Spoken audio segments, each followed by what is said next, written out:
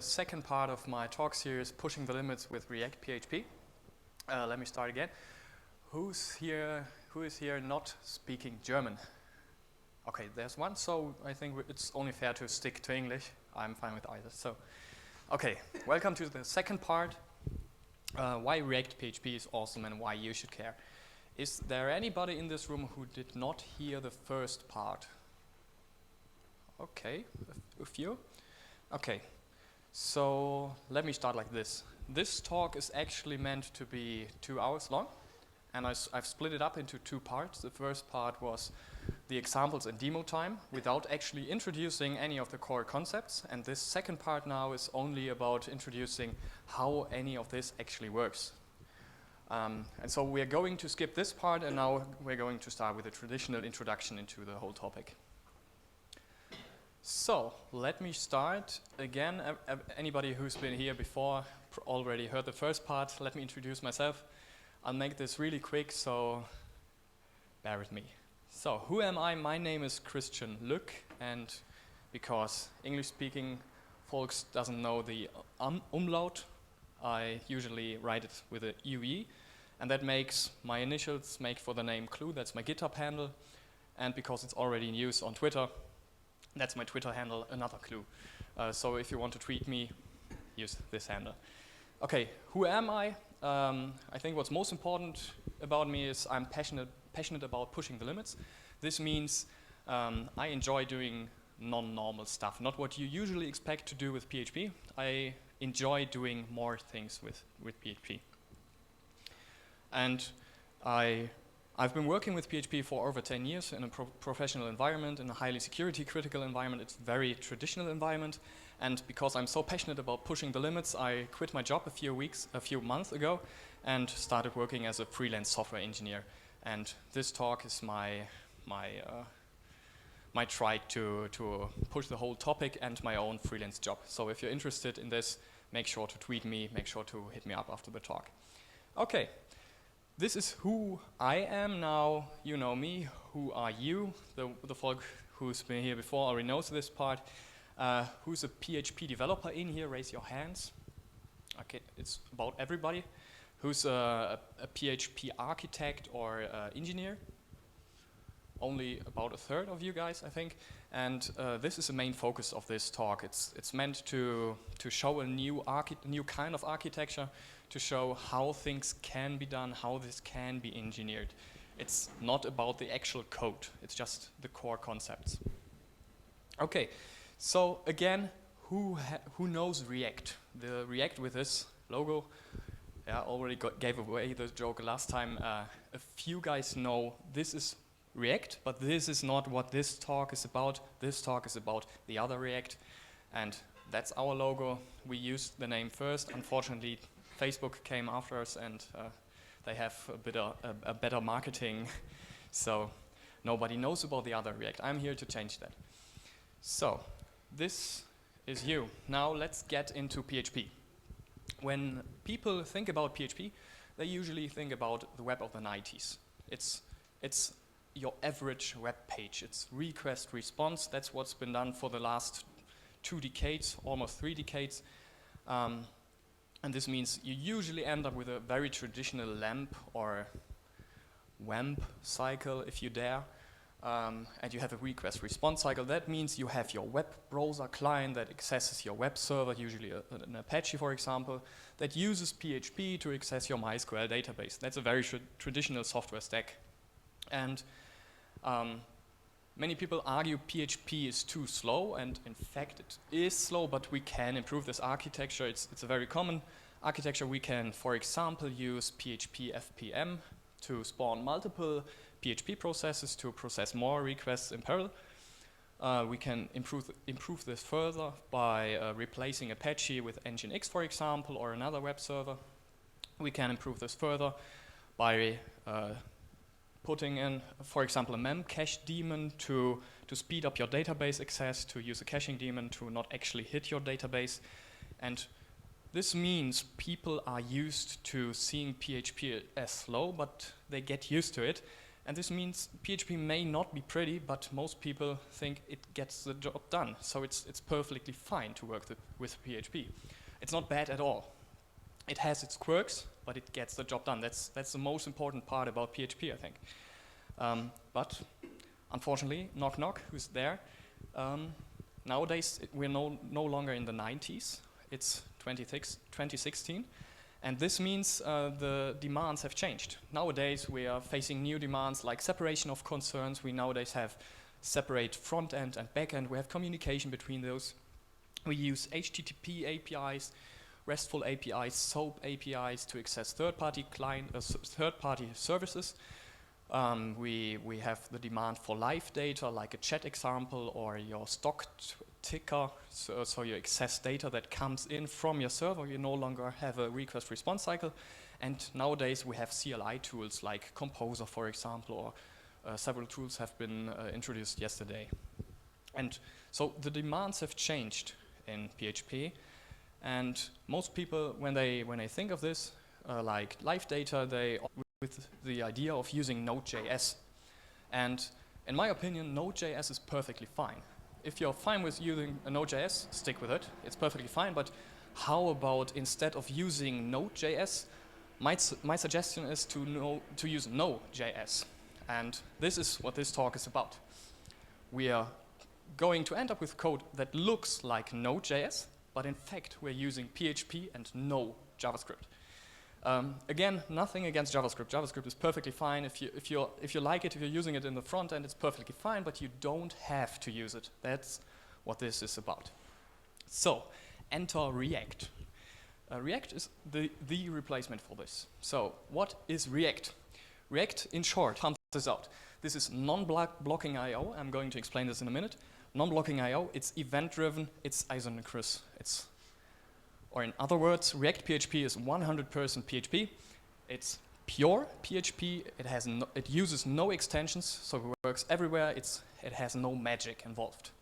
But let's be serious. What does it even mean? So obviously it's PHP. It's no magic. Let's dive right in. How does any of this work? So this is very simple about React PHP. The idea is calculations are very fast. Your CPU is very fast. Sorry. Calculations are very fast, but unfortunately, input-output I/O operations are very slow in comparison. So, and the bad thing about this, and the Unicode characters got messed up, this is supposed to be a thumbs down, I/O is everywhere. So that leaves us with a situation, your CPU is very fast, but input-output is very slow, but unfortunately, it's everywhere. And for example, I/O is when you're accessing your third-party API, when you're using a RESTful service, when you're using SOAP, when you're communicating over your network with a TCP/IP connection, it's input-output operation. If you're using your local database, MySQL, PostgreSQL, even if it's local, it's still input-output to your database. And it's even worse if it's a remote location, like a remote data center, for example. And even local file system access is input-output. So if you're writing data to your disk, if you're reading data from a disk, it's input-output. And input-output is slow. And unfortunately, you may not even be aware you're using input-output. When you're using session files, these session files reside on the file system. If you're using the standard file system handler stored in your database, it's input-output and it's everywhere. So that means I've shown the first example how we can improve this architecture. We can use Redis, we can use memcache to speed up your database access, but unfortunately even accessing Redis and memcache is input-output again, and input-output is slow. So this leaves us with a very, very bad situation. And you don't have to see every single number here, but the most important thing is this is what happens within your CPU. It's really fast. You measure it in nanoseconds, and if you're sending something over the network, you end up with millisecond range. So that means there are 2 orders of magnitude. It's about a factor of 1 million between accessing data within your CPU or using a remote location. And this means, let's recap this, input-output is very slow. And so if input-output is very slow, how about we stop waiting for it? Why wait if something is slow? How about we do something else? And this is React. This is the whole idea behind React. And this means, translated into code, we start multiple input-output operations. This gives us a framework or libraries or the set of tools to allow us to start multiple input-output operations. We just start them. We don't immediately get a result. This means we can start multiple, and this is non-blocking. And then whenever something interesting happens, when new data comes in, when a result is received, we get notified. We react to something. That's where the name comes from. And this means we don't have to waste time unless we want to wait on something. Okay.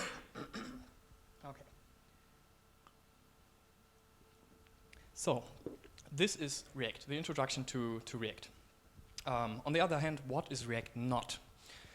First, React is not black magic, it's not voodoo, so it doesn't make your code run faster automatically. You have to take advantage of the whole concept to get the benefits.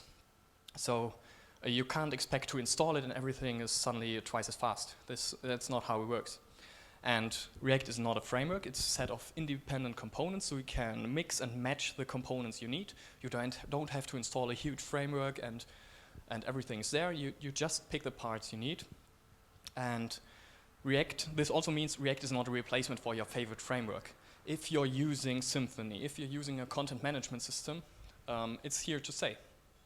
React is not trying to replace these components. And on the same page, React is not the new buzz. React is also going to stay here. It started 4 years ago, and it's matured quite well. And this is going to be a new tool to your toolbox. This is not going to replace the existing tools. So let's dive right in. There are, at the core, 3 main components of React. And I think these should be familiar to Node.js developers. Again, who has worked with Node.js? Raise your hands. Okay, I think about the half of you. So these concepts shouldn't be completely new to you. And we're now going to dive into the 3 core components. So the first component is the event loop.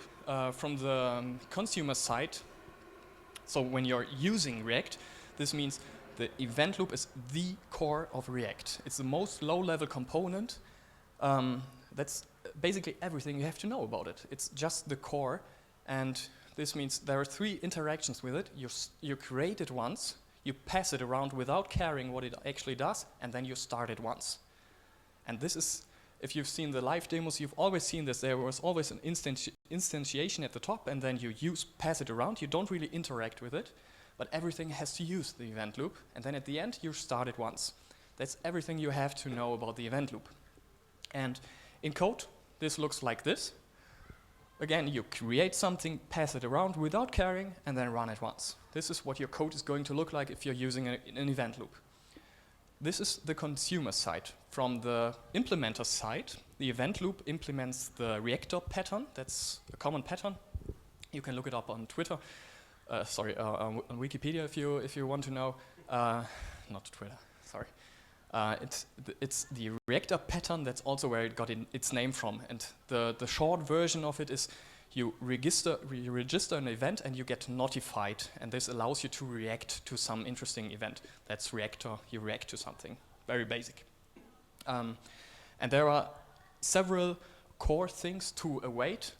The first part is when you're accessing a remote stream, new data to arrive, so you get a notification when new data is ready, or you get a notification when you're allowed to send new data, and you start a timer in 5 seconds, or you can start a periodic timer, like start this execution, this function every X seconds, like every 10 seconds you can execute something, or you can use a tick. It's a very short timer, like execute this almost immediately. It's a very, very short timer. And again, on the code side, this is what it looks like. You have your loop instantiated once, and you say add timer, and then when this timer is up, this function is going to execute. And in this example, we add 2 timers. The first one is going to fire in 1.5 seconds, in half a second, and in a third second. And this means the lower part is going to execute first in 0.3 seconds. And this is going to print hello world. even if we've mixed them up in the order. We have to take advantage of the timers we've passed. This is all you need to know about how timers work. And again, I've said you can also wait for stream resources to be readable and writable. And there are two functions, add read stream, and you pass a notification function that's going to be executed when it's readable or it's writable.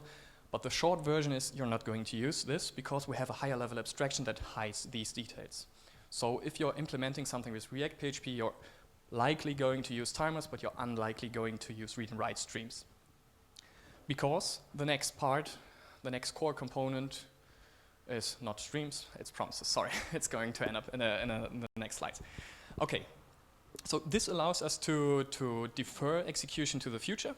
And whenever we want to defer something, we want to execute it in the future. This means when we execute a function, we can no longer rely on this function to return a result. Instead, it has to return a placeholder value, and that's all what promise is all about. It's a placeholder for a future function, and this means this placeholder can either be still pending if there's no result yet, or it can be successfully fulfilled if there's a result already, or it can be rejected, usually with an exception. That's what promises are all about. We've seen them in use in the examples, and promises should be familiar if you're using them in JavaScript world. They work exactly the same. They even implement the same specification, the promises A+ specification. And so in code, this looks like this.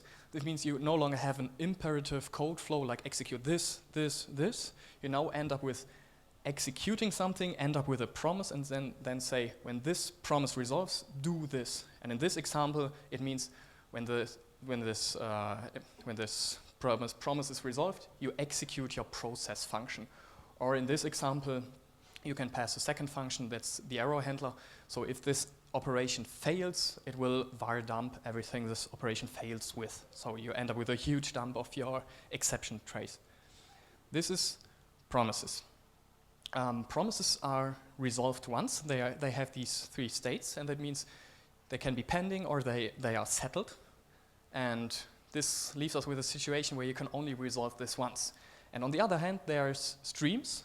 Streams allow us to receive new data, to continue receiving new data. They are also familiar to Node.js guys. They work exactly the same. This means whenever you're accessing large chunks of data, you start something once and then get a reaction whenever something interesting happens, when new data arrives. Say you start a download, you get a notification whenever a new byte comes in, and you can write it then to disk. And this leaves us again with three types of streams. The first most common part, like a download, is a read-only stream, a readable stream. You cannot write to a downloading file. You can only write to the disk. That is the writable stream. Or you can use duplex streams. It's bidirectional if you can read and write. That's, for example, a common TCP/IP connection is a duplex stream. So this is streams. And in source code, it looks like this. You have an interface. You can say, write this data. It doesn't get written immediately, but you just schedule it for the buffer to write to the stream. And you get a notification whenever new data comes in, execute this function. And whenever the stream closes, say, OK, the stream is now closed. This allows you to process your download, for example. OK. These are only the main events that you usually have to care about when you're using streams. There are a few more events, but you're probably not going to end using them much. And again, these are very similar to Node.js streams. And because they all share a common interface, see down here, you can use the infrastructure allows you to pipe one stream into another. In this example, I'm using a source stream like your download. I'm going to pipe it into an unzip filter that returns the unzipped contents, pipes it into a bad words filter, and then the resulting words will be piped into a destination stream. Just for example, this is why streams are so powerful. They allow composition between multiple input-output operations. Streams are all about. And the one core thing about all these components is you have to avoid blocking the loop. This means all these tools allow you to start or to defer operation, to get a notification whenever something interesting happens. And the main loop is the thing that keeps running. You have to execute, remember you have to execute loop run once at the bottom. And this is going to be blocking. So if, for example, you're going to execute a sleep, if you're executing a sleep 3, you cannot execute the loop within these 3 seconds. And everything the loop is going to notice in this time will be delayed by 3 seconds. So don't block the loop. That's a short version. If you want to wait, you have to use the timers API. Say, in 3 seconds, do this. And this has to be, you have to be aware of, and this is what makes this a bit harder than usual frameworks. Because many functions and libraries assume blocking is perfectly fine. If you're using PHP, then it means you usually end up with an imperative code flow, one command after another, and it's okay if something blocks. If you're accessing your MySQL database, it returns the results. If this is going to take like 10 seconds, the code is going to assume it's going to be fine because you want to execute the next function when this time is over. And if you're using the event loop, you have to be aware of this. And as a rule of thumb, anything that could take longer than about 1 millisecond should be reconsidered. So if you're accessing your MySQL database and it's usually fast enough, please be aware of this 1 millisecond. Your MySQL database could take longer than 1 millisecond, and in this case, it's going to hurt you. So you have to be aware of this. And again, as I've already suggested, there are 2 alternatives. If you're expecting a single result, you have to use promises. And if you're using an evented stream, you end up with streams where you get notification whenever something new happens. And again, unfortunately, this can't be avoided all the time, sometimes because nobody has ported your particular library to React. And in this case, you have to use a blocking function. And the usual recommendation is to fork off. I like the play of the words, fork off. This means you start a new process, and it keeps running in the background. You don't really care about it, and you just say, when this process is ready, send me a notification. And so you can keep running your event loop. This is what this means. And then you have to use inter-process communication so you can actually access the results that this process is going to return. So again, pay attention. These are, for example, some functions that you have to be aware of whenever you're using PDO, MySQL, any database interface, when you're accessing your local file system, when you're using session files, whenever you're accessing your network, whenever you're accessing a third-party API, such as a GitHub API client or Travis client, whatever, you have to pay attention. But don't be worried, there are tools to work around this. So, again, this would be the examples and demo part. Everybody who's been here for the first part already knows the examples. This part is going to introduce, for example, an HTTP client, a file system API, anything you need to access remote data. If you haven't seen this before, you can download the slides. I'm going to put them online. And now we're going to skip this part.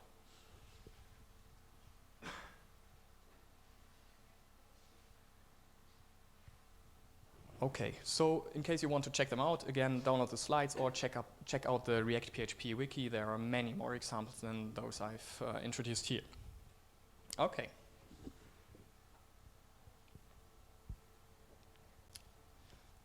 So much for the demo and examples part. This means conclusions. Everybody who's been here before and seen the demos, some conclusions. First, React is here to stay. It's a real deal. React is not some toy project that you use in a very encapsulated environment. You can use it in production. It is stable and it is used in production. It has predictable releases. That means it does not have a predictable release cycle, but you can rely on the release. It uses semantic versioning, and we're not going to break stuff. And we really take this seriously and have huge test cases for everything that's involved. And this leaves us with a situation where it might be feature incomplete, but everything that is there is going to be stable, unless it's marked as unstable. And the only core component that is unstable is the HTTP server I've already shown in the first part. And again, if you want to get to know this, check out the open issues. They show what should be implemented next. So again, as a short version, this means React does not make your code faster. Automatically, you have to take advantage of it. And in the short version, this means whenever you're having to wait for something, consider using React. Whenever you're accessing your network, file system, input-output operations, whenever, consider using React. You don't have to use it, but consider using it. And if you've seen the example time, PHP is faster than you probably thought.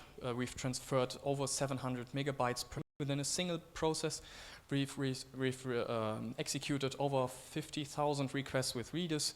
We've executed more than 10,000 requests per second, or 36 million requests per hour on top of my very average laptop. And this means PHP is very fast, or it can be very fast if you're using it like this. And on the other hand, this means PHP is way more versatile than you probably thought. Many people still think of PHP as the web language, but it can be used for your graphical user interface applications, to implement your server architecture, whatever. It can be more versatile. And this leaves us with a situation where you have a new shiny world, where you enjoy using your traditional environment, and how do they fit together? That's one of the questions that many people face.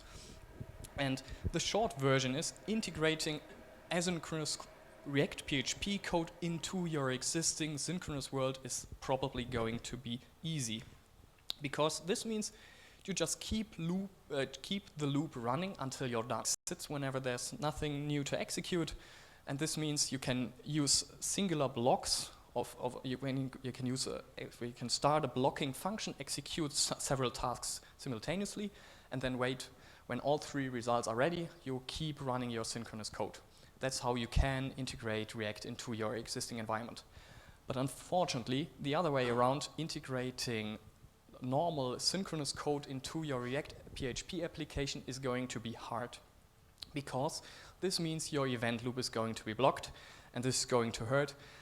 And again, I've already given the suggestion, you either need to rewrite the whole thing to use the new architecture, or you can use a new process fork and start it within a new process. These are the usual recommendations. So, and this means if you need help or if you want help, this is a project that's implemented or supported by volunteers. You can check out the components readmes if you want to get started with it. You can check the open issues. If you want to contribute, you can open new issues. You're very welcome. You can use the Twitter handle React PHP, or you can use our IRC channel React PHP on IRC3 node. And again, I'm here to talk, so come to me, talk to me. And if you still remember the first part, did I mention I'm available? I'm a freelance developer, so come and talk to me. Hit me up, and thanks for your attention. Let's stop the loop. Thanks.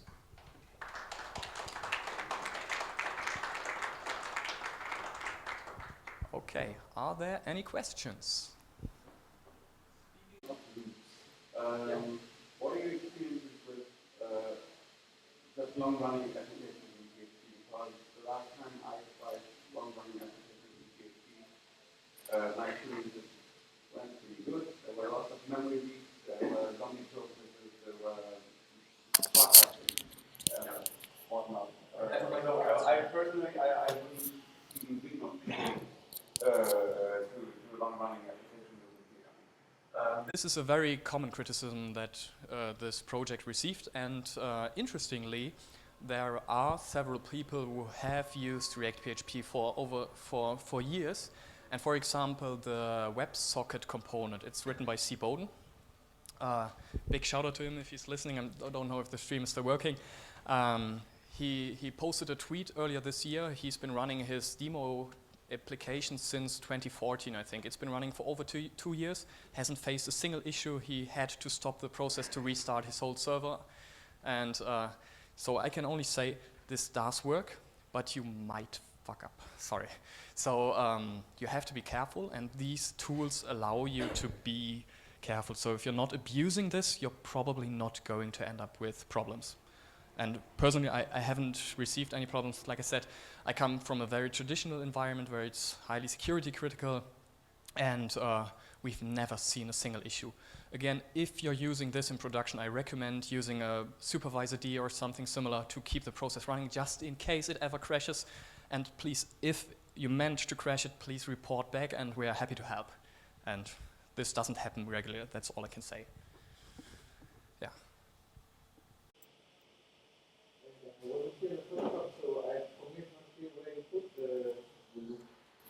You take the index PHP and put it on front, or you make it the loop outside and static? You can hit me up later if you want, I can't repeat the whole examples, but the basic idea is you have blocks of code that you want to execute in the background, for example. Most of my examples initiated a new server, for example, that keeps running in the background and it interacts with something else, and there you have to start the loop at the top and run it, instantiate at the top and run it at the bottom. But if you're going to introduce or use this in in an existing environment, for example, you have your content management system and you get your usual HTTP request, you don't want to change or ditch the whole thing and throw it away. You end up with your controller function, for example, and there you have to access 3 third-party clients simultaneously.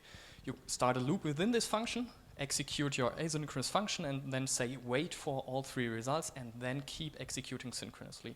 That's how you could end up in a traditional environment. Yeah. Any other questions? Okay, then thanks for your attention.